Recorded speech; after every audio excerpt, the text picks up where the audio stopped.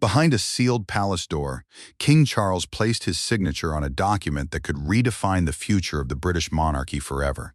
There was no ceremony, no cheering crowd, and no televised announcement. Only a pen awaiting a constitutional file and a decision concerning Prince William that could no longer be delayed. By the time the secret leaked, Britain was already confronting a royal future that suddenly felt much closer. What really happened inside Buckingham Palace, and what does this mean for the future of the crown? In this video, we are breaking down the secret royal continuity declaration that changes everything for Prince William and Catherine. Make sure to subscribe to the channel right now so you don't miss a single breaking update on this unfolding story. The crisis began with total secrecy. Senior courtiers were suddenly summoned to Buckingham Palace, ordered to surrender their phones, and led into a restricted chamber. The king arrived carrying a folder marked for sovereign access only, meaning material reserved strictly for the monarch and cleared advisors. Prince William was entirely absent from the room. The silence deepened as the monarch opened the file and stopped at his son's name. Inside lay the Royal Continuity Declaration, formally confirming William as the future king and authorizing preparation for the transfer of sovereign responsibilities whenever the crown judged it necessary. This was not ceremonial language. It created a working path toward power. Charles tightened his grip on the pen. Signing would protect the institution from confusion, yet push his eldest son toward a burden no father could soften. For seconds, he did nothing. Then, the king wrote his name. William felt the shockwave before he even knew its cause. A discreet message asked him to return to Windsor immediately but offered zero explanation. Catherine watched his face change in an instant, and when she asked what was wrong, the prince could only answer quietly, "Something has happened." He folded the message and left with questions no one could answer. The signed declaration carried a confidential schedule showing exactly which briefings, state papers, duties, and constitutional responsibilities would begin moving toward the future king. State papers are the official government documents sent to the sovereign for review, and only a handful of people knew this timetable existed. One senior courtier emerged from the meeting shaken, warning another aide in a recorded internal account that the document was not symbolic. Charles had built a mechanism capable of accelerating William's transition without public warning. As the prince's car approached Windsor, he did not know whether his father had secured his future, shortened his preparation, or acknowledged something the palace had refused to say aloud. For the public, William has always been the heir waiting patiently behind his father. But inside the family, the truth is far more painful. Every step that carries the prince closer to the throne also brings him closer to the moment when Charles can no longer occupy it. The secret declaration did not simply confirm a succession. It forced two men who loved each other as family to face the brutal machinery of monarchy without looking away. William entered the private Windsor sitting room and stopped almost at once. Charles was standing beside the fireplace, not behind a desk. A single detail that told the prince this was no ordinary briefing. The king had spent most of his life preparing for the throne, wading through decades of duty, scrutiny, and uncertainty. That long preparation had taught him one brutal lesson. The monarchy survived only when the next step had already been secured before danger arrived. Charles gestured toward the chair opposite him, but William remained standing. The Prince of Wales. The title given to the sovereign's direct heir was already carrying the weight of public duty, family responsibility, and the knowledge that his own son, George, would one day inherit the same burden. Catherine, Charlotte, and Louis gave him a life beyond the crown, but the signed declaration had suddenly dragged that distant future into the present. The monarch chose his words carefully, telling his son that preparation was not a prediction of tragedy, but protection. Yet his voice faltered before the final word, and William heard what his father could not say. William finally sat and opened the folder, only to find that Charles had given him the first pages. Several annexes remained sealed, including one detailing the conditions under which the future king could receive expanded authority before becoming sovereign. An annex was an added section containing private instructions too sensitive for the main document. The prince looked toward his father, but the king offered no explanation beyond saying that some truths had to be absorbed in stages. Catherine found William later, alone and unmoving, with the folder still closed beside him.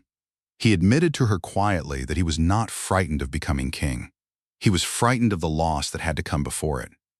To understand why Charles finally acted, the story must return to the precise moment when hesitation became more dangerous than the decision itself. The declaration was not born from tradition, ambition, or palace theater. It began with one ceremony that nearly collapsed behind the scenes. To the watching public, the event appeared controlled and dignified, but inside the royal household, a missing briefing, an unanswered instruction, and several minutes of confusion revealed a terrifying weakness. The Commonwealth service at Westminster Abbey had been planned down to the minute. The annual ceremony brings together representatives from nations connected through the Commonwealth, a voluntary association linked by shared history and cooperation. Royal schedules, security teams, government officials, and constitutional advisors all followed a strict chain of command because one missed instruction during a national event could create uncertainty far beyond palace walls. William had taken on more public duties, but the deepest powers remained concentrated around Charles. On that day, that gap became dangerous. An urgent state communication arrived while Charles was temporarily unavailable. Officials needed an immediate answer, but no signed authority allowed William to read the complete message or issue a response. A state communication is a protected government message requiring the monarch's attention because it could involve national security or an urgent constitutional decision. The future king stood inside a private antechamber as aides argued beyond the door. William heard fragments of the dispute and felt anger rising. He was the heir, yet the system treated him as a spectator at the precise moment leadership was required. One advisor suggested giving him a shortened summary, while another refused, warning that even showing the prince the full document without authorization could break protocol. Minutes passed and nothing moved.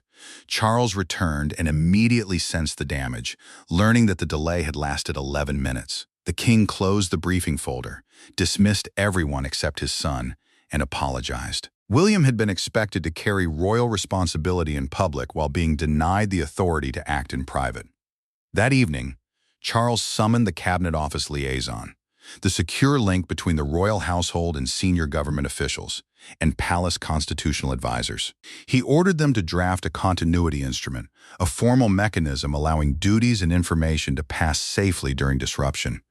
Charles rejected the first cautiously worded draft, demanding stronger language, wider access, and a plan that could work before another crisis exposed the same weakness. When William discovered the fear behind the document, royal duty gave way to a deeply personal reckoning. He did not thank his father for securing his future. Instead, he demanded to know why the decision had been made in secrecy. Inside a locked room at Windsor, with no advisors or family members present, the future king placed the declaration on the table between them. Charles had expected concern, but he had not expected anger. William had spent his adult life accepting his destiny, but he believed any meaningful transition should involve him, not arrive as a completed decision. The declaration changed what he could read, which meetings he could lead, and how quickly power could move toward him. Charles saw secrecy differently, believing silence protected both his son and the monarchy from panic. An abdication means a sovereign formally giving up the throne, and the king feared that open planning would be twisted into claims that he was preparing to surrender the crown. William looked directly at Charles and asked, "Did you sign this because the institution needs me, or because you believe you may not be able to continue?" The room fell completely silent. Charles finally admitted that the 11-minute delay at Westminster had frightened him, seeing a vision of the monarchy trapped between an unavailable sovereign and an heir forbidden to act. William opened the sealed pages and discovered how far the plan had already gone. The declaration granted him access to classified sovereign briefings, protected government updates normally reserved for the monarch because they involved national security, and allowed him to chair selected state meetings whenever Charles approved. The transfer was no longer theoretical. It had begun. Charles then delivered the final shock. He had not designed the strongest provisions alone. Someone inside the royal structure had pressed him to go further, warning that affection could not be allowed to weaken preparation. Princess Anne had studied the Westminster failure in silence. The Lord Chamberlain, the senior official responsible for coordinating the royal household, had already ordered a full review alongside constitutional advisors. Anne entered Charles's private office carrying a written timeline of the 11-minute delay. placed it on his desk, and told him that loyalty to William required preparing him completely. Anne had supported the declaration's strongest clause. Whenever national continuity was at risk, William must receive the same emergency briefing as the sovereign. National continuity meant keeping government and royal authority functioning without confusion during a sudden crisis. Queen Camilla found Charles alone later, still holding the timeline. She asked the question he had been avoiding. Was he preparing William for the crown, or preparing himself to release control? Charles did not answer. The signature had remained secret, but its consequences were already moving through the palace. William's private office received new security clearance almost overnight.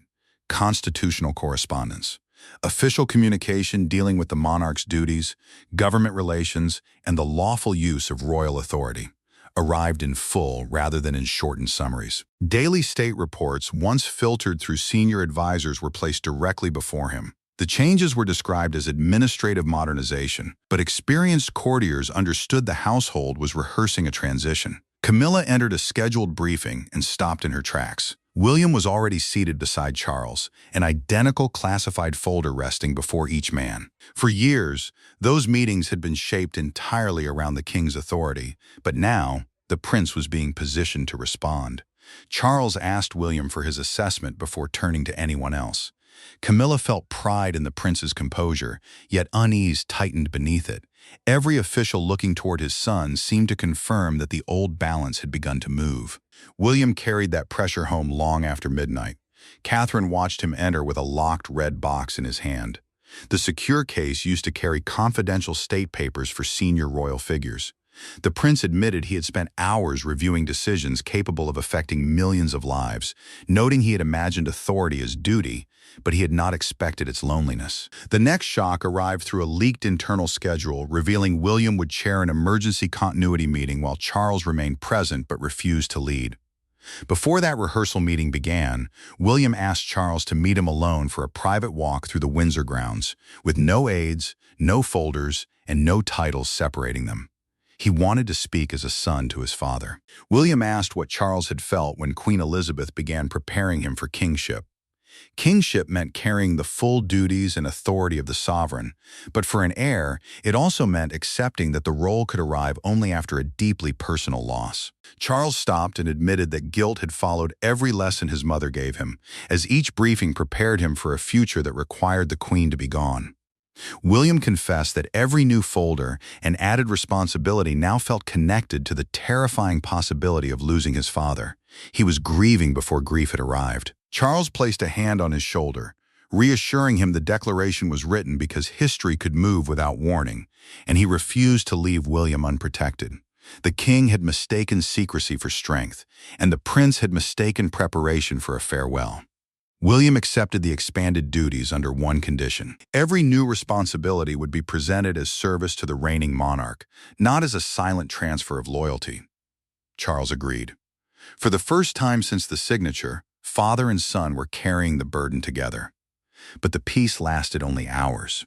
A confidential summary escaped palace control, and Britain awakened to fragments of a decision it did not yet understand. Before breakfast, phones lit up across the country. Broadcasters abandoned scheduled programming, and royal correspondents gathered outside palace gates. A government source confirmed through a documented briefing that William had received expanded constitutional preparation and emergency access, and within minutes, a summary of the Royal Continuity Declaration reached every major newsroom. Constitutional preparation meant giving the heir the knowledge and limited authority needed to prevent confusion during a crisis. Buckingham Palace responded quickly, declaring that Charles remained sovereign and describing responsible succession planning as a normal duty of the crown. Succession planning was the process of preparing the next monarch while the current ruler continued to reign. Yet, the careful language failed to calm the public. A London newsstand captured the national mood, showing Charles and William side by side beneath the headline, "The King prepares his heir."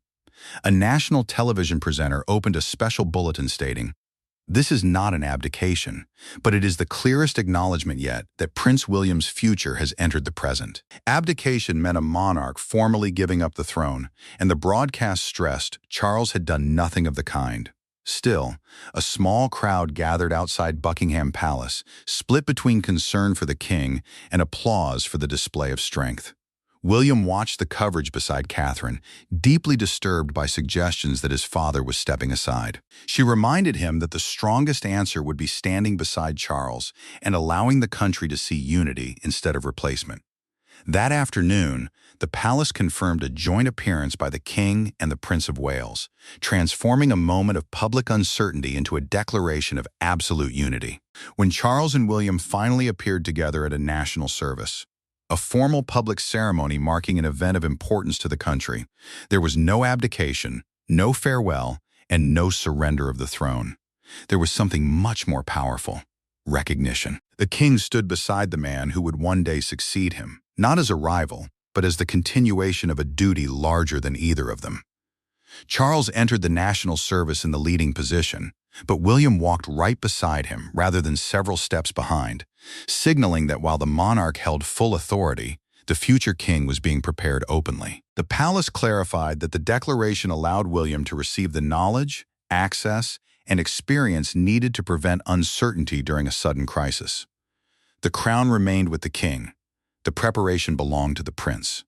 Charles paused before they stepped forward and adjusted William's ceremonial insignia, the badges and symbols worn to represent royal position and duty. The monarch looked at his son and quietly said, "You are ready to learn what no one can learn alone." William held his father's gaze and answered, "Then we do it together." By trusting his son openly, Charles strengthened his own reign and released the fear that sharing responsibility would make him appear diminished. William accepted the truth with equal clarity, choosing to prepare fully because he loved the family and people he might one day lead. The pen had not passed the crown from one man to another.